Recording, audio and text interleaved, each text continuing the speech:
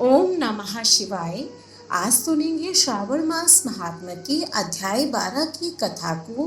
पिछली सभी कथाओं का श्रवण करने के लिए आप सभी का बहुत बहुत धन्यवाद। आज सुनेंगे श्रावण मास में त्रयोदशी और चतुर्दशी को किए जाने वाले कृत्यों की कथा के वर्णन को।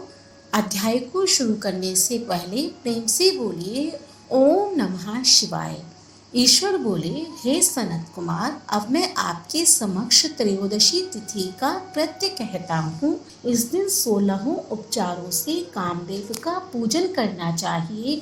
अशोक, मालती पुष्प, देवताओं को प्रिय कमल, कौसुम्भ तथा बकुल पुष्पों और अन्य प्रकार के भी सुगंधित पुष्पों, रक्त, अक्षत, पीले चंदन, शुभ सुगंधित द्रव्यों तथा पुष्टि प्रदान करने वाले तथा तेज की वृद्धि करने वाले अन्य पदार्थों से पूजन करना चाहिए। नैवेद्य और मुख के लिए रोचक तांबूल अर्पित करना चाहिए।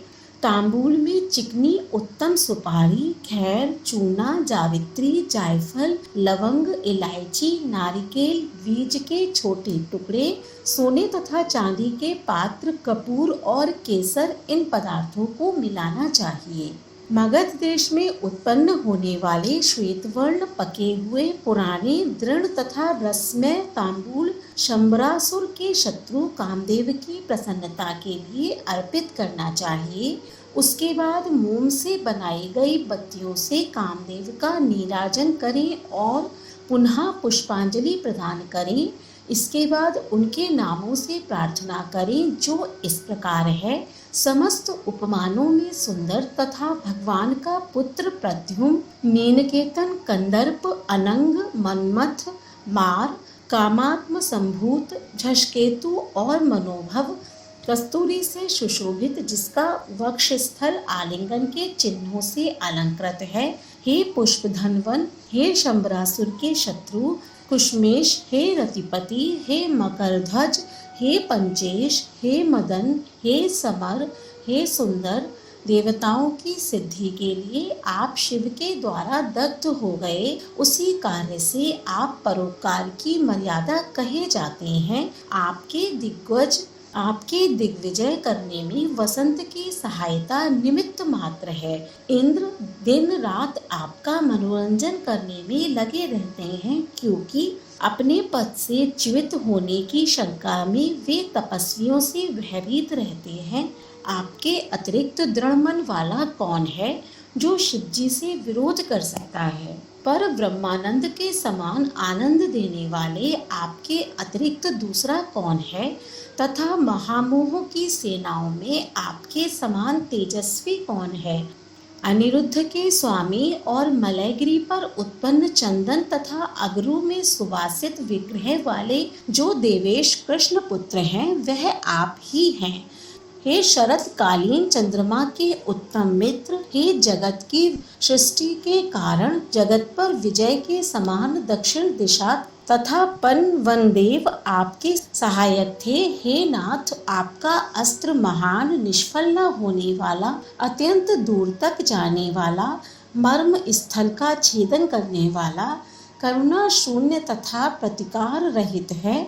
सुना गया है कि वह अत्यंत कोमल होते हुए भी महान शोभ करने वाला और अपने तुल्य पदार्थ को भी दर्शन मात्र से ही शोभित करने वाला है।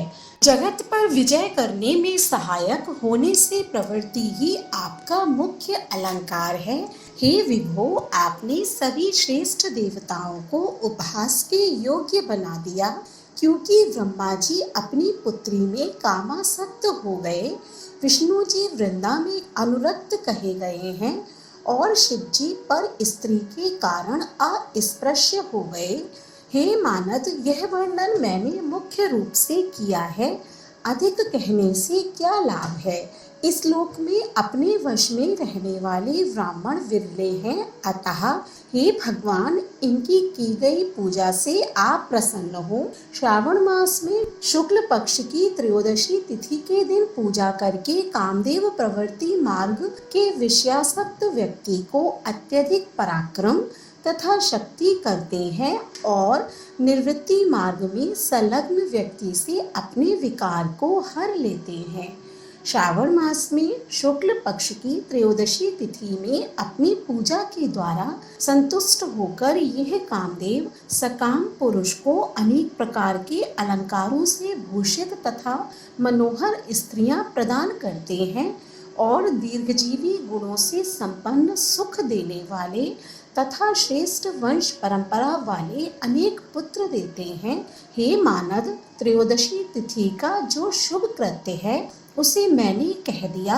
अब चतुर्दशी तिथि में जो करना चाहिए उसे सुनिए। अष्टमी को देवी का पवित्रारोपण करने को मैंने आपसे कहा है। वह यदि उस दिन न किया गया हो तो चतुर्दशी के दिन पवित्रक धारण कराएं। चतुर्दशी तिथि को त्रिनेत्र शिव को पवित्रक अर्पण करना चाहिए। इसमें पवित्रक धारण कराने की विधि देवी तथा विष्णु जी की पवित्रक विधि के समान ही है। केवल प्रार्थना तथा नाम आदि में अंतर कर लेना चाहिए। शैव आगम तथा जावाल आदि ग्रंथों में इसकी जो विधि है उसी को मैंने कहा है। विकल्प से इसमें जो कुछ विशेष है उसे मैं आपको बताता हूँ।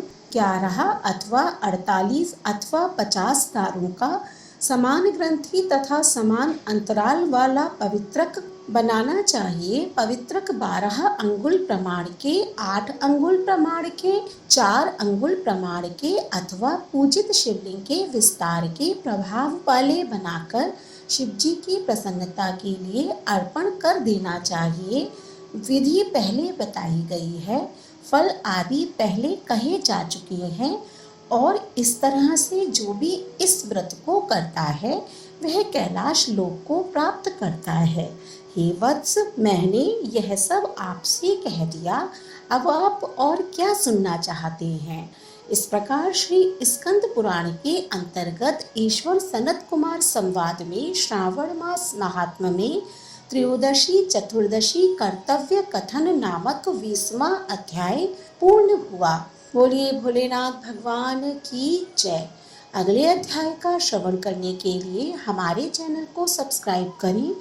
आज का अध्याय पसंद आया हो तो कमेंट बॉक्स में ओम नमः शिवाय अवश्य लिखें। धन्यवाद।